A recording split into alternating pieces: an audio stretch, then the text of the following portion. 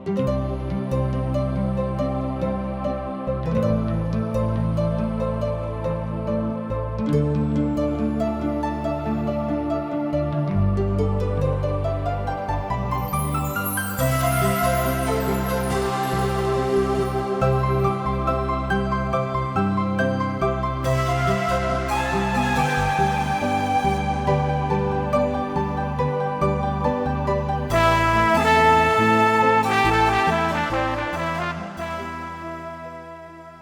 सब कार्यक्रम जिंदगी की राह देखतनी।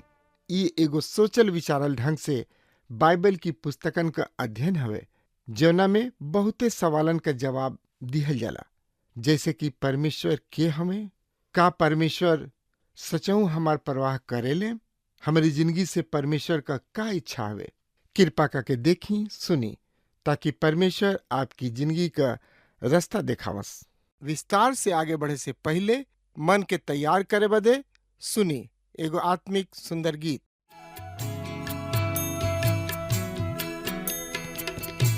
यीशु के शरणवा में शांति मिली है भाई, यीशु के आराधना में मन दा लगाई, यीशु के आराधना में मन दा लगाई, यीशु के आराधना में।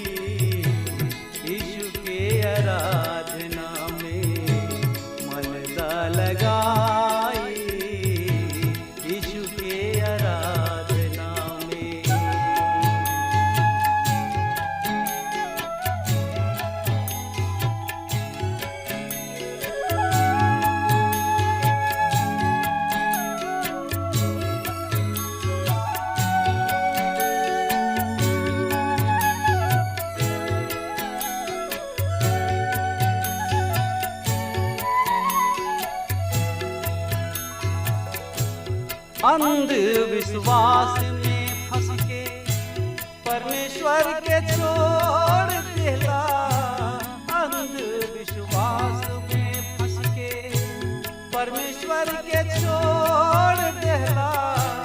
सोच विचार के देखा जिंदगी में का पैला, माटी के शरीर एक दिन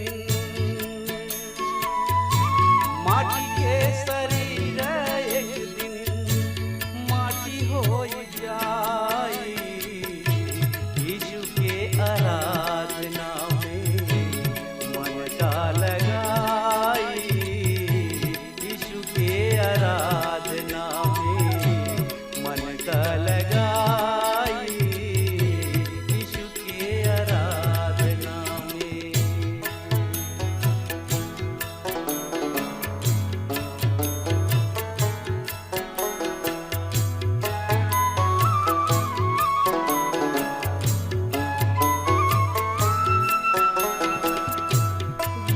के परी एक दिन जिंदगी के लेखा,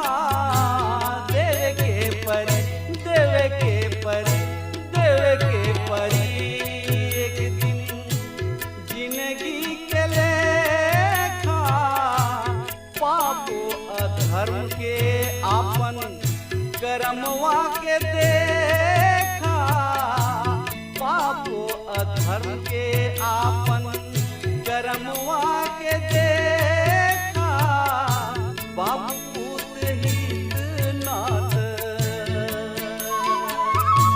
बाप पूत हित नाथ केहू ना बचाई यीशु के शरणवा में शांति मिली है भाई यीशु के आराधना में मन त लगाई यीशु के आराधना में।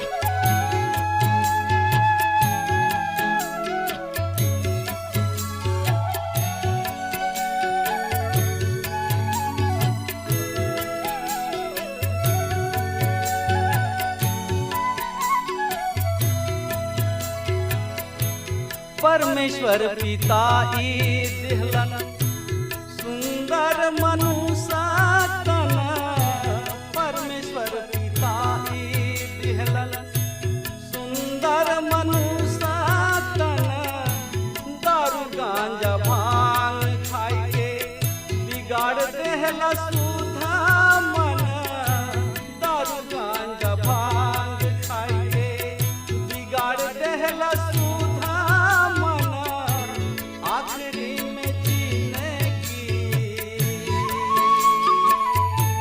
आखिरी में जीने की बेकार हो जाई यीशु के आराधना में।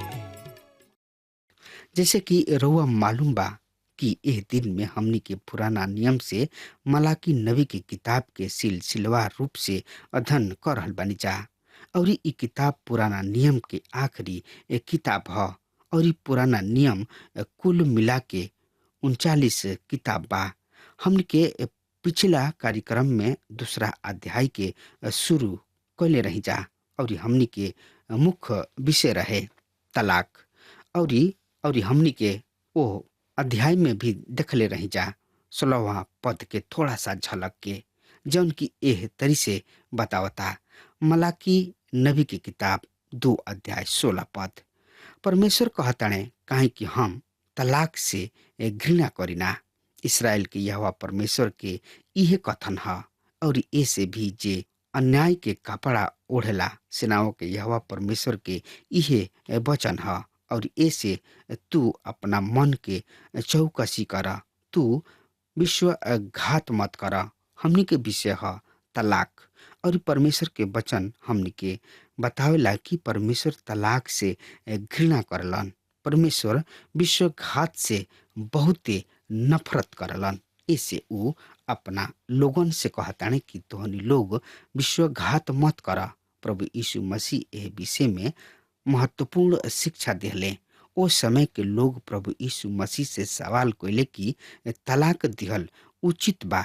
तब प्रभु यीशु मसीह जवाब दिले कि परमेश्वर शुरू से मनुष्य के नर और नारी क के बनौले और कहले कि एह कारण पुरुष अपना बाबू महतारी से अलग होके अपना मेहरारू के प्रति आसक्त होई अर्थात ओकरा साथ रही और ऊ दोनों एक तन होई। तब ऊ सवाल कइले तब फिर मूसा काहे आज्ञा दिले कि ओकरा के त्याग पत्र दे दिहल जाओ। तब प्रभु यीशु मसीह ओहनी लोग के बड़ा सुघर जवाब दिले। ऊ बतौले कि तोहरा मन के कठोरता के कारण मूसा मेहरारू के तलाक देवे के अनुमति तोहरा के दिहले, पर शुरू से यह तरीके बात ना रहे। तो तलाक के मुख्य कारण है मन के कठोरता और तब प्रभु यीशु मसीह एक दूसरा के कारण साफ करताने कि हम तोहरा से कहतानी कि जे केहू बेविचार के छोड़ अन्य कोनो कारण से अपना मेहरारू के तलाक दे के दूसरा से ब्याह शादी करी तो ऊ बेविचार करता। यहाँ प्रभु यीशु मसीह दूसरा कारण स्पष्ट करताने। तलाक के दूसरा कारण है बेविचार। मेहरारू त्याग के दूसरा कारण है पहला कारण है मन के कठोरता और दूसर का कारण है बेविचार। और तब प्रभु के चेला उनका से कहे लगले ई तो बड़ा कठोर बात बा, कठोर शिक्षा है। एकरा से बढ़िया बा कि अविवाहित ही रह जाई।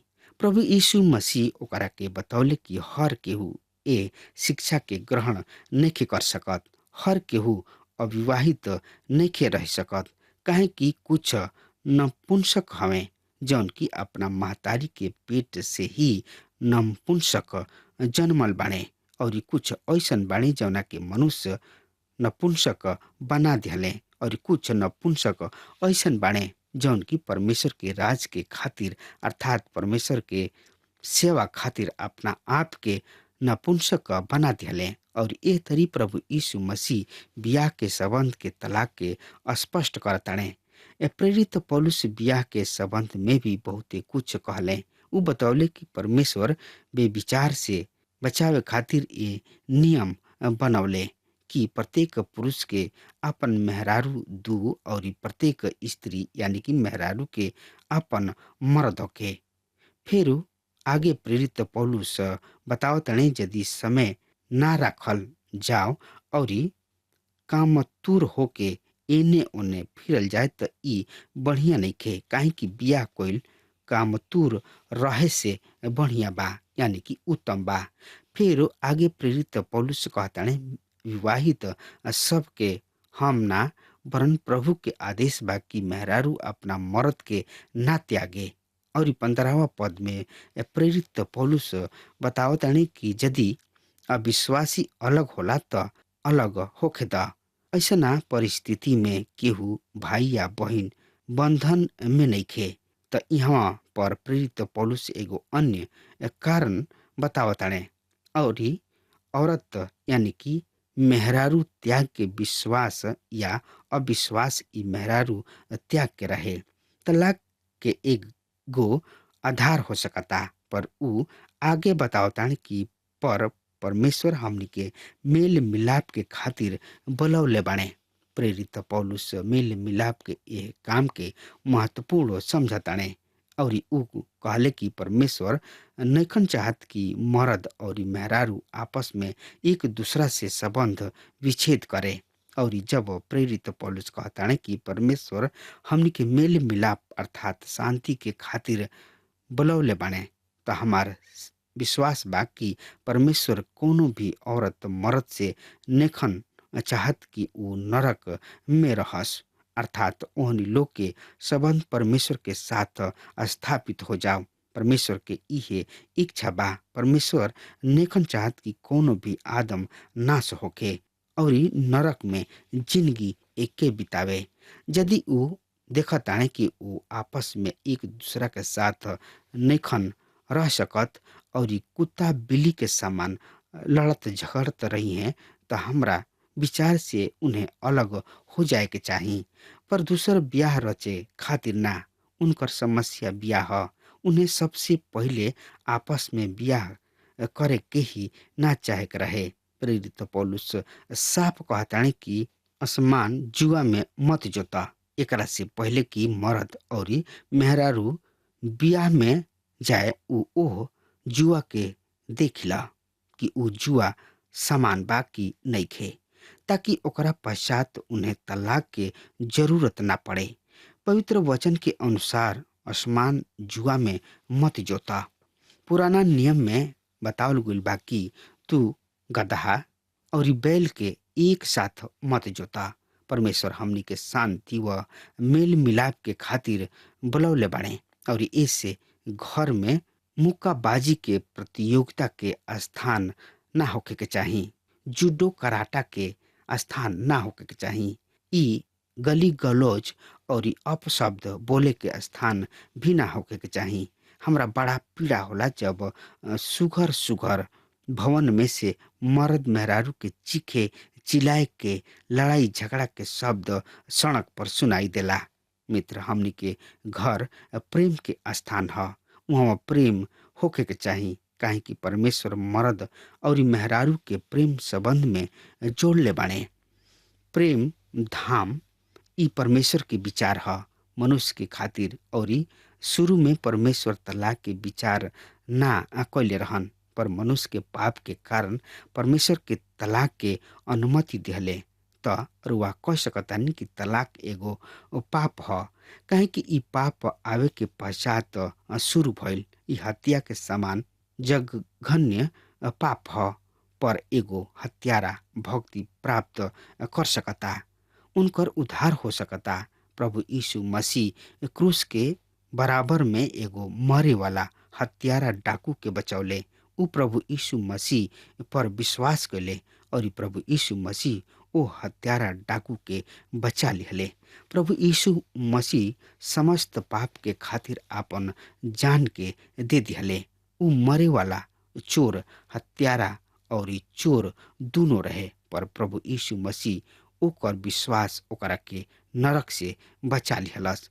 त एगो चोर के उद्धार हो सकता, त का एगो तलाक देवे वाला के नेके हो सकत? मित्र, जरूर तलाक देवे वाला के उद्धार हो सकता, उहो उद्धार प्राप्त कर सकता। हमने के तलाक के कोनो विशेष श्रेणी में ना रखे के चाही। जब एगो चोर व हत्यारा अपना पाप से पछताप करता, प्रभु यीशु मसीह पर विश्वास ले अवला के द्वारा उद्धार प्राप्त कर सकता। ऐसा पछतापी चोर के बियाह के अनुमति दे दीना। मित्र, हत्यारा के साथ भी हम असही करीना तो हमारा तलाक के मामला में भी पक्षपात ना करे के चाही। अनेक लोग बाणे जिन्हें उद्धार प्राप्ति से पूर्व तलाक देले रहन, और जब वो प्रभु यीशु मसीह के नजदीक आई हैं तो उनकर क्षमा प्राप्त होके के चाही, उनकर पाप क्षमा क दिहल जाए के चाही। हमारा विचार से ऐसा आदमी के दूसरा ब्याह करे के आजाद बा, और हम महसूस करतानी कि पवित्र बाइबल भी एकरा ओर संकेत करता। और अब ये महत्वपूर्ण विषय अर्थात ब्याह तथा तलाक के परिशिष्ट के रूप में हम एकरा के एगो भिन्न दृष्टिकोण से देखे चाहतानी। हमरा संदेश के शीर्षक सर्वोत्तम है प्रेम। सर्वोत्तम प्रेम। मित्र, यौन संबंध में एगो आवेश बा जौन की निश्चय ही भयभीत करे वाला और सही में सावधान करे वाला विषय है। रउआ के समकालीन साहित्य के पढ़े के आवश्यकता बा। कुछ वर्ष पहले ब्रिटिश समाचार पत्र में एगो कथन छपल। उ एक तरी से रहे, प्रचालित नैतिकता अब एगो बंजर जमीन है और टूटल दृढ़ धारणा के कचरा के ढेर है। फिर से सुनी, प्रचलित नैतिकता अब एगो बंजर जमीन है, टूटल दाढ़ी धारणा सबके कचरा के ढेर है। ए पर सुप्रीम कोर्ट के एगो न्यायाधीश कहले, आज अनेक उच्च शिक्षक संस्था सब में विद्यार्थी सब के बीच स्वच्छंद संभोग एगो खतरनाक तथा बढ़त बुराई है। विश्व प्रसिद्ध सुसमाचार प्रचारक बिली ग्राहम के समाचार पत्र डिवीजन के संपादकीय टिप्पणी में चर्चा तथा नैतिक संकट पर एगो उदाहरण बा, और उ एक तरी से बा, इससे हमार नौजवान महामार्ग पर भागल जा रहल बाड़े। एगो ऐसन वातावरण में जौन की कोनो भी आत्म समान राखे वाला पशु के पेट में रोग पैदा कर सकता, और कोनो भी आदमी ई नहीं के सोचत कि जितना ई दिखाई देता कि कहीं ओकरो से बुरा बा। मित्र, हम रुआ सामने 3 गो उदाहरण राखे चाहतानी। सही में ई स्वास्थ्य विवाह संबंध के खातिर शारीरिक बात के ज्ञान होकल बहुत ही जरूरी बा, पर ई एगो परिवार के आनंदमय बनावे खातिर पर्याप्त नइखे। ई कुछ ऐसन बात पर गलत व असाधारण बात पर बल देता जौना के संबंध पारिवारिक जिंदगी से नइखे। बेन बेटेट नाम आदमी कहले कि विश्व के समस्या सब में से एगो समस्या ई बा कि लोग प्रेम के खातिर यौन संबंध, दिमाग के घर, धन तथा सभ्यता के खातिर रेडियो ट्रांजिस्टर मूल करताड़े। आज हमनी के समय के इहे समस्या बा। लोग ए बात के समस्या के समाधान मानेलन। परमेश्वर चाहेलन उनकर संतान के विवाहित जिंदगी आनंद व हर्ष उल्लास से भरल होके। उनका किने हमनी से प्रत्येक के खातिर एगो योजना व उद्देश्य बा। यदि हमनी के केवल उनकर सुनब जा त प्रकाशित वाक्य किताब के 2 अध्याय के 4 पद में प्रभु जी इफिसुस के मंडली से कहताने, फिर भी हमरा तोहनी लोग के विरुद्ध हमरा कहे के बा, तोहनी लोग हमरा के पहले जैसन प्रेम छोड़ देले बड़ा।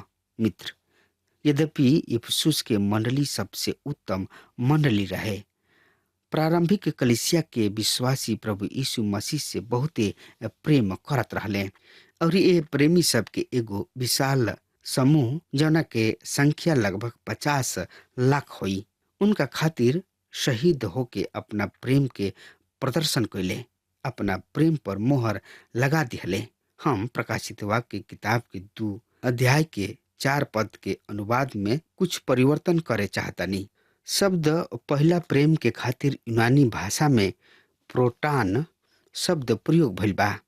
एकर वास्तविक अर्थ सर्वोत्तम, और यह शब्द हमने के प्रभु यीशु मसीह उड़ाऊ पुत्र के दृष्टांत में प्रयोग कैले। यहाँ पिता अपना बेटा के प्रोटान चोंगा पहिरावताणे, अर्थात सर्वोत्तम चोंगा अथवा कपड़ा।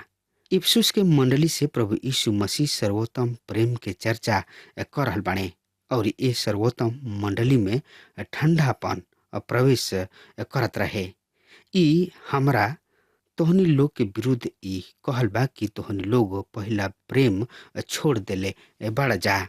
श्रोता मित्र भाई बहन, उधार एगो प्रेम संबंध ह। प्रभु यीशु मसीह जौन की हमनी से सवाल करताणे ऊ ह, का तोहनी लोग हमरा से प्रेम करला? ऊ हमनी से ई नेखन पूछ रहल कि का तोहनी लोग विश्वास जोग रहब या का तोहनी लोग हमार सेवा करब? ऊ ई भी नेखन पूछ रहल कि तोहनी लोग हमरा के कतना धन देला, 10वां अंश देला कि ना। ऊ केवल ई पूछ रहल बाणे, का तोहनी लोग हमरा से प्रीति राखेला, हमरा से प्रेम राखेला? अब ऊ रउआ से कही है कि तोहनी लोग हमरा आज्ञा के पालन करे के होई। यदि रउआ ये सवाल के जवाब हमें देतानी तो प्रभु रउआ से कही है कि तोहनी लोग हमरा आज्ञा के पालन कर, काहे कि हम तोहनी लोग के करे खातिर कुछ काम रख ले बानी। हमरा किने तोहनी लोग के खातिर सेवा बा। मित्र, प्रेरित यूहन्ना अपना ही पत्री के पहला पत्री के 4 अध्याय के 19 पद में बतावल गइल बा, हम एह तरी से प्रेम करीना काहे कि ऊ पहले हमरा से प्रेम कैले। ऊ स्पष्ट करतानी कि प्रभु पहले होके हमनी से प्रेम कैले और हमनी के तब उनका से प्रेम कैनी हजा। हम रूत के किताब के बहुत ही पसंद करीना काहे कि परमेश्वर दुगो साधारण आदमी के जिंदगी के खातिर एगो सामर्थी पुरुष तथा एगो सुघर कुलीन औरत के लिहले और ऊ हमनी के उनका प्रेम के कथा के सुनवले। एक कथा द्वारा परमेश्वर मनुष्य के अपना महान प्रेम से परिचित करवले और एह तरी ई अद्भुत अनुग्रह हमनी तक पहुँचल कि उधार एगो प्रेम संबंध ह। इफिसियों के पत्री के 5 अध्याय के 23 पद में एगो अद्भुत संदेश बा। यहाँ लिखल बा, काहे कि मर्द त मेहरारू के सिर ह। दूसरा शब्द में कहल जाए, पति त पत्नी के सिर ह।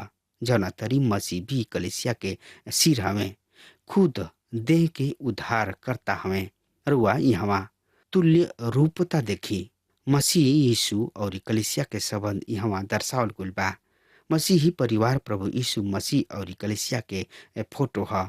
मसीही विवाद और प्रभु यीशु मसीह तथा कलीसिया के संबंध पवित्र संबंध ह। अब रुआ ध्यान पूर्वक सुनी, बियाह में शारीरिक संबंध एगो पवित्र ह। ई एगो धार्मिक संस्कार ह। हमार तात्पर्य चर्च द्वारा बनावल गइल धार्मिक संस्कार से नइखे, ना ही कोनो मनुष्य द्वारा बनावल गइल संस्कार से ही बा, पर ई ऐसन संस्कार ह जना के खुद परमेश्वर बनौले और ओकरा के पवित्र ठहरावले। ऊ कहताने कि ई ऊ संबंध ह जेकरा द्वारा तोहरा पर मसीह के प्रेम के प्रकट कइल गइल बा। मर्द मेहरारू के प्रेम के द्वारा परमेश्वर मसीह के प्रेम के प्रकट करताने। मर्द के औरत से ओह आदमी के होखे के बा जेकर ऊ आराधना कर सके। का आज आराधना के अर्थ समझेलन? हाँ, हम एकर वास्तविक अर्थ समझतानी। आराधना ऊ सामान ह जौन की एगो जोग आदमी के दिहल जाला। ध्यान दी, आराधना ऊ सामान ह जौन की एगो जोग आदमी के दिहल गइल बा। यदि रुआ पीछे के ओर वापस जाई तो पाइप की प्राचीन काल में ब्याह संस्कार के समय दुल्हा दुल्हन में कहत रहन कि हम सदैव तोहरा आराधना करब। मित्र, अब हमार समय खत्म हो रहा बा। तब तक खातिर वह हमरा के आज्ञा दी। परमेश्वर वह के बहुते बहुते आशीष देस। आमीन। हमके विश्वास बा कि ई कार्यक्रम आप सब खातिर फायदेमंद सिद्ध भइल होई। अगर आप सबके लगे बाइबल से चाहे आपकी निजी जिंदगी से कोनो सवाल होके चाहे कोनो समस्या खातिर प्रार्थना करावे चाहतनी तो हमारी फोन नंबर पर जरूर संपर्क करें और आज का दिन आप खातिर सुखद बनावे।